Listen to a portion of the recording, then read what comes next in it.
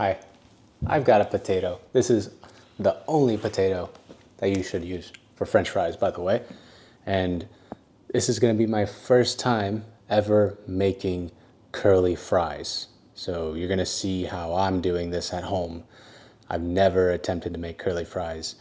And if you do this simple little thing that involves this expensive thing, I just got this KitchenAid attachment. It was like, I think 150 bucks, kind of pricey, but it's well built. I want to see how well it works, and I'm gonna make some curlies with it. I think you could find some other devices online to make curly fries. This is just like the best one I could find. But I'm just prepping for another video I'm gonna make all about the science of how to make the crispiest French fry. And it just so happens to be I'm gonna be making curly fries as well on top of that. And you're just gonna watch me prep that today, and we're gonna see how this new curly fry maker works and see if it actually works. So let me go ahead and pop you guys onto my apron. All right. Let me go ahead and grab the mixer. For this, I'm obviously gonna need a KitchenAid mixer. I'm really stoked to see if this works, honestly. I've been wanting one of these for a while, and I've been putting off making this video just because I never had this device. Now, I don't think you need this device, but it will make it all the better. So this thing comes with many connections. There's all these different connections here, and they all have little pictures kind of etched onto them. This one has like a little curly, extra curly picture, so I'm assuming that's for the curly fry. Just go ahead and pop that on there. All right, that should work. I'm just gonna stab that in there nice and straight like. All right, now this sucker can go on there. All right. Oh shoot. Yo. Okay.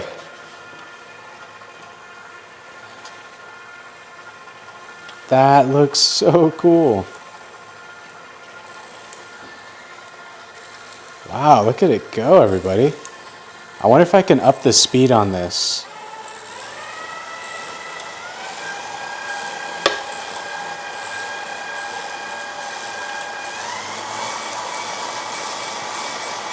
Okay.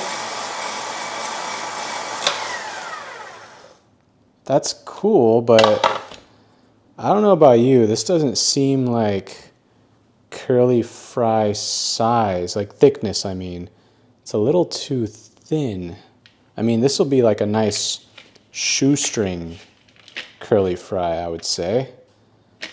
But that's not the thickness I want it to be.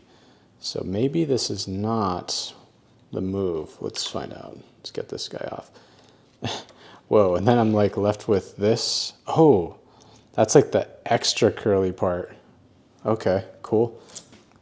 Okay, so I've got this other connection. It has a little etch of one curly, and the one I was using has the etch of multiple curlies. So I'm assuming maybe this means smaller, less thick. I don't know. We'll find out. A little test. There we go. That is, yeah, that's a-okay right there. See, now that is a curly fry thickness. Let me go ahead and clean up my station real quick.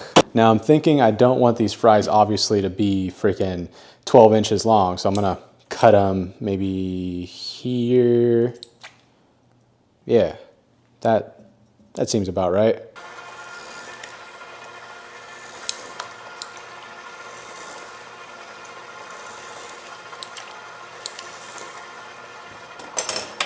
This thing is really fun, everybody. I'm really enjoying this. And also just knowing I'm gonna get French fries at the end of it is even better. I don't know, is this enough? One pot full?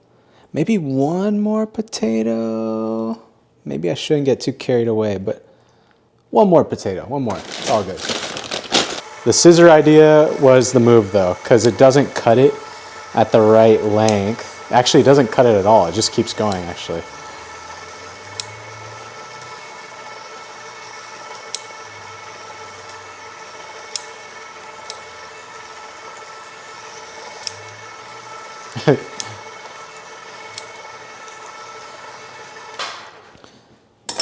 And then I'm left with this little nub here.